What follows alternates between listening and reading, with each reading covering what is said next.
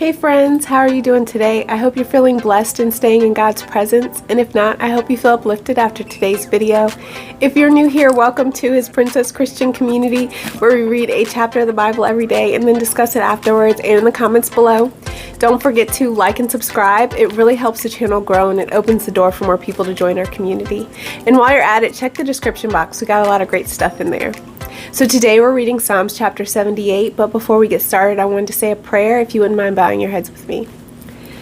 Dear God, thank you for bringing us together here in His Princess Christian community.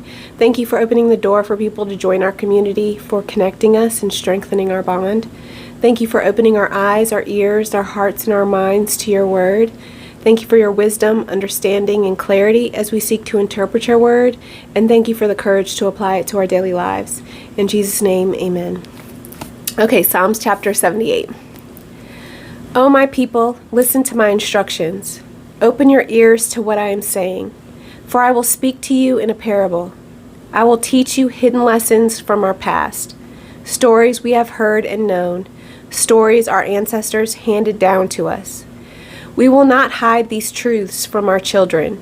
We will tell the next generation about the glorious deeds of the Lord and about His power and His mighty wonders. For He issued His laws to Jacob. He gave His instructions to Israel. He commanded our ancestors to teach them to their children, so the next generation might know them, even the children not yet born, and they in turn will teach their own children. So each generation should set its hope anew on God, not forgetting His glorious miracles and obeying His commands. Then they will not be like their ancestors, stubborn, rebellious, and unfaithful, refusing to give their hearts to God. The warriors of Ephraim, though armed with bows, turned their backs and fled on the day of battle. They did not keep God's covenant and refused to live by His instructions. They forgot what He had done, the great wonders He had shown them, the miracles He did for their ancestors on the plain of Zoan and in the land of Egypt. For He divided the sea and led them through, making the water stand up like walls. In the daytime He led them by a cloud, and all night by a pillar of fire. He split open the rocks in the wilderness to give them water, as from a gushing spring. He made streams pour from the rock, making the waters flow down like a river. Yet they kept on sinning against Him, rebelling against the Most High in the desert. They stubbornly tested God in their hearts, demanding the foods they craved. They even spoke against God Himself, saying, God can't give us food in the wilderness. Yes, He can strike a rock so water gushes out, but He can't give His people bread and meat.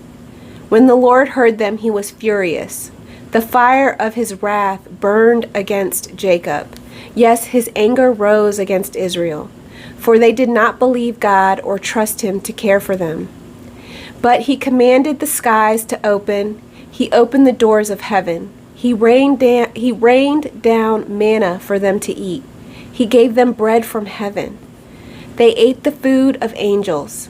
God gave them all they could hold. He released the east wind to the heavens and guided the south wind by His mighty power. He rained down meat as thick as dust, birds as plentiful as the sand on the seashore. He caused the birds to fall within their camp and all around their tents. The people ate their fill. He gave them what they craved. But before they satisfied their craving, while the meat was yet in their mouths, the anger of God rose against them. And He killed their strongest men. He struck down the finest of Israel's young men. But in spite of this, the people kept sinning. Despite His wonders, they refused to trust Him. So He ended their lives in failure, their years in terror. When God began killing them, they finally sought Him. They repented and took God seriously. Then they remembered that God was their rock, that God Most High was their Redeemer. But all they gave Him was lip service. They lied to Him with their tongues. Their hearts were not loyal to Him. They did not keep His covenant. Yet He was merciful and forgave their sins and did not destroy them all. Many times he held back his anger and did not unleash his fury, for he remembered that they were merely mortal, gone like a breath of wind that never returns. Oh, how often they rebelled against him in the wilderness, and grieved his heart in that dry wasteland.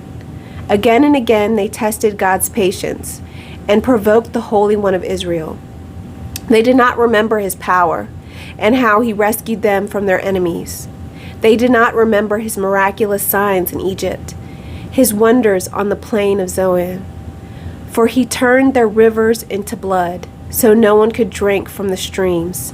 He sent vast swarms of flies to consume them, and hordes of frogs to ruin them. He gave their crops to caterpillars. Their harvest was consumed by locusts. He destroyed their grapevine with hail, and shattered their sycamore figs with sleet. He abandoned their cattle to the hail, their livestock to bolts of lightning.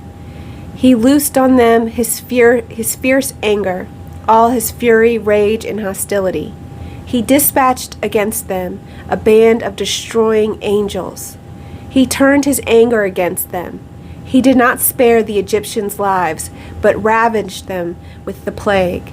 He killed the oldest son in each Egyptian family, the flower of youth throughout the land of Egypt. But he led his own people like a flock of sheep, guiding them safely through the wilderness. He kept them safe so they were not afraid, but the sea covered their enemies. He brought them to the border of his holy land, to this land of hills he had won for them. He drove out the nations before them. He gave them their inheritance by lot. He settled the tribes of Israel into their homes. But they kept testing and rebelling against God Most High. They did not obey his laws. They turned back and were as faithless as their parents. They were as undependable as a crooked bow. They angered God by building shrines to other gods. They made him jealous with their idols. When God heard them, he was very angry, and he completely rejected Israel. Then he abandoned his dwelling in Shiloh, the tabernacle where he had lived among the people. He allowed the ark of his might to be captured. He surrendered his glory into enemy hands. He gave his people over to be butchered by the sword, because he was so angry with his own people, his special possession. Their young men were killed by fire. Their young women died before singing their wedding songs. Their priests were slaughtered, and their widows could not mourn their deaths. Then the Lord rose up as though waking from sleep, like a warrior aroused from a drunken stupor. He routed his enemies and sent them to eternal shame. But he rejected Joseph's descendants. He did not choose the tribe of Ephraim. He chose instead the tribe of Judah and Mount Zion, which he loved. There he built his sanctuary as high as the heavens, as solid and enduring as the earth. He chose his servant David, calling him from the sheep pens. He took David from tending the ewes and lambs and made him the shepherd of Jacob's descendants, God's own people, Israel. He cared for them with a true heart and led them with skillful hands. Amen. So what did you think of Psalms chapter 78? I'm interested to hear about it in the comments below. Let me know what your insights or interpretations were on the chapter. Maybe comment your favorite verse or how it's inspired you in the past or recently. Or if you need prayer, make sure you put that in the comments as well so that we can pray together. Or if you've been blessed lately, let us know so that we can rejoice with you. Or just say hi and let us know that you're part of the community. Maybe comment your favorite emoji. So this is definitely a thick chapter. It's one of the longest in the book of Psalms, and there's definitely a lot to unpack. Most of it is a retelling of a previous story regarding the Israelites and Moses and him, carrying them to the promised land. and about the way that they just kept forgetting everything that God had done for them, and they kept complaining and grumbling and worshiping other idols. And while it seems hard to remember, to realize, but it's so relevant today. It's so near and dear to me because I have been so much like the Israelites. God has rescued me time and time again. He has led me out of trouble. He has cleared a path for me. He has covered my enemies so that they could not follow me. And yet still, and time again, I've picked up other idols such as television, drugs, alcohol, music, people. So I have chosen to instead of celebrating God in those instances, I have been thankful and grateful that God brought me out of that situation. But instead of using that time to thank Him, I turned and used it to celebrate myself and to celebrate other things, like I said, like TV, people. And so it's so much like my situation and the places that I've been. So I can definitely feel this story wholeheartedly, to feel that, when God was providing for me, I wasn't satisfied. I was always asking for more. When He was giving me manna, I was saying, can I not have something better than this? This is all you're giving me? Like, this is all I can have, God? Instead of just being grateful for what He had given me. So this definitely rang true to my ears. It says they're speaking in a parable, but this is such a true story. And again, it's something that I feel like a lot of Christians can really relate to in present day times, turning to other idols, not necessarily other gods, but other things, versus instead of turning to the Word, instead of turning to God. How are you spending your day? What are you devoting your time to? God has blessed you so much, but how much time are you really giving Him? And I think that it's important for us to realize that and to pay attention to that. And I think it's important for us to keep what He's done for us and His commands in close memory, and to share them with other generations, like it says in verse 6, so the next generation might know them, even the children not yet born, and they will in turn teach their own children. We need to do a really good job at teaching other people as well as our children the wonderful hope that we have in God, and make sure we're instilling those values to be spending time with God, to make that part of our daily routine. We have so much important things that we do all day, but what is more important than spending time with God? So it's something that I've definitely been working on. I have an addiction to TV. I binge watch TV all the time, and I have been really preying on gluttony and overindulgence in things like food, and TV, video games, things like that. So while I don't want to live a life where I can't have those things at all, but I want to have control over them. I don't want anything in my life to have control over me other than God. So, I'm definitely limiting the amount of time that I spend watching TV, playing video games. I'm trying to work on my portion control when it comes to eating, just so that I can honor God, and spend more time with Him and honor His commandments to me. And it says, so each generation should set its hope anew on God, not forgetting His glorious miracles and obeying His commands. So we should every day seek to set our hope anew on God. Every day, set your hope anew on God, and remember all the glorious miracles that He has given you before. And today, obey His commands and thank Him for any miracles that He in turn imparts on you today. So it's just going through, I'm not going to really go through line by line. This is a very long psalm, and it's a very deep story, and we can also go back and read the story, Moses' story, earlier in the Bible. And it says, for He divided the sea and led them through, making the waters stand up like walls. So how many times has God led you out of a bad situation, covered your enemies so that you wouldn't even have to worry about them, into a wonderful new place, and yet we still complained? We still said, this isn't what I thought it would look like. This isn't what I wanted. When is the better time coming? Was it so bad back there? I mean, the Israelites were like, we had, meat back in Egypt when we were slaves, but was it really better? Was it really better? You begged to be free from that situation, but now you're complaining about the situation that you're in now. And then it says, he split open the rocks in the wilderness and gave them water from a gushing spring, but yet they complained about not having enough food. So, it's something that I know I've been guilty of in the past, and I know a lot of other Christians are guilty of it as well, of focusing on what we don't have versus the miracles that God is performing in our lives today. So one of the miracles in my life is that I have a job and I'm able to pay my bills and I'm able to put food on my table. I might not always be able to buy everything that I want to buy or eat all the food that I want to eat, but I'm so blessed, and every day God is showing me that. He's showing me that I have more than enough. When I look at my portion on my plate and I feel like it's too small, I say a prayer of God's provision, that I will have more than enough, and that whatever is on my plate will fill me. And I think about how God fed all those people with just so many few fish and few bread, but he made it more than enough for everyone there. And he can do the same for you. And he can make you feel full. He can make you feel more than full. So, once I finish eating, I'm like, this is more than enough. Why? It was the enemy putting into my mind that this wasn't enough for me. So it's just something to keep remembering. Yet they kept on sinning against him. So this is something that I don't want to do anymore. I don't want to keep sinning against God because things aren't the way I originally anticipated or expected.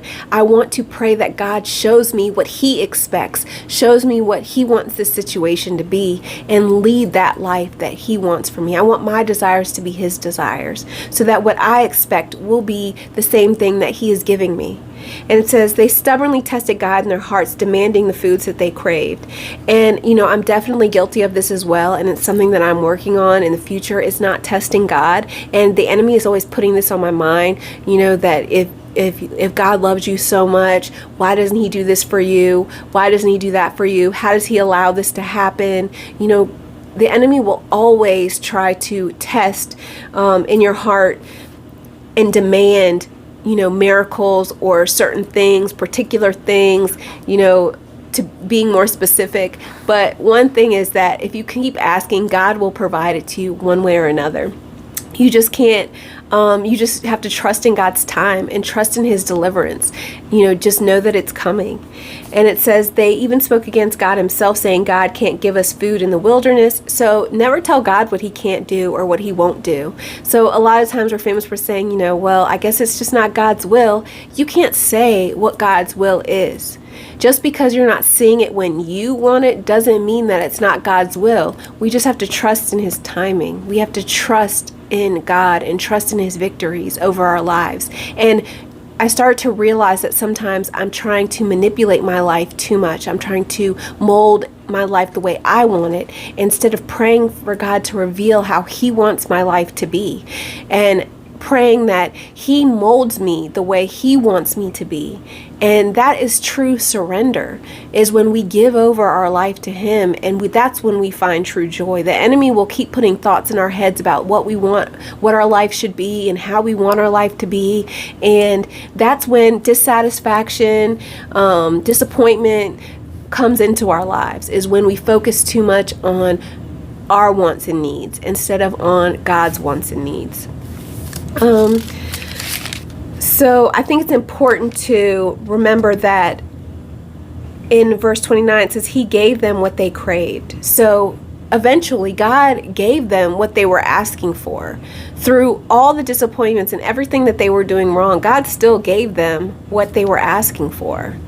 And yet they still continued to sin against him. It says, but before they satisfied their cravings, while the meat was yet in their mouths, the anger of God rose against them, and he killed their strongest men and struck down the finest of Israel's young men. So while he gave them what they wanted, he would not allow them to enjoy it. And I think that's the most important thing for us to remember, that we can always get what we want, but will we be able to enjoy it? Will we be able to rejoice in it? And what's the point of having everything that you want if you can't find joy in it? There's no point in it at all. It's better to ask God to find joy in what you have now, like they were given manna. So ask God to make the manna just as delightful to them as what they had had previously, to make the manna to make them crave the manna as they were to craving the things of their past. And God will give this to you. He will give you these things because He wants your desires to be His desires. He wants you to want the same things that He wants.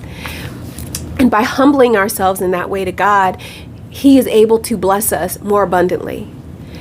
So, and then it says, again, in spite of this, the people kept sinning. They gave Him lip service. And so, that's something that I've definitely been working on, is my lip service to God and, the way I talk to Him. Because while I want Him to be my friend and, I want to have that friendship with Him, I want to give Him the respect that He deserves. He's God. He's God. So we have to respect Him. So although He is our friend and our close confidant, we can't talk to Him just any kind of way. So we have to make sure we talk to Him with respect and admiration and honor. And that's something that I was guilty of in the past, just talking to Him like He was just any old person, and thinking that it was okay because I was like, oh, He knows me, He knows my heart. But that's not what He deserves. He deserves so much more than that. And it says, for He remembered that they were merely mortal. So God will always forgive you. He will remember that you're mortal. He will give you grace. He will give you mercy. And again, like I said, He will always forgive you, but that doesn't make it right. So we should strive to be better than we have been in the past, especially once we're made known of the errors of our ways. We need to not keep reliving them because we have God's grace, but we need to ask for forgiveness and then change, truly change. Show God that we appreciate His forgiveness by changing. And it says they did not remember His power and how He had rescued them from their enemies. So just remembering what God has done for you will do so much for you. So when you find yourself complaining in that moment, try to remember something that God has done for you in the past. Try to remember that those complaints are not coming from your spirit, but from your flesh. So, again, it just goes through all the wonderful things that He has done, the miracles that He performed to get them out of Egypt, everything that He did to take them out of that, but yet they still don't trust in Him, and they still don't believe in Him, and they still turn to other idols. And then it says, but they kept testing and rebelling against the God Most High. This is in verse 56. And, again, that is something that I was guilty of in my past. And I don't want to keep doing that. I don't want to be a rebel against God. I want to rebel against conforming to this world. I want to rebel against the expectations of this world. And I want to live in the expectations of God. And it says, when God heard them, He was very angry. He completely rejected Israel. I don't want to be rejected by God. I want to be in God's good graces at all times. So I want to live a life that is honoring to Him and gives Him glory.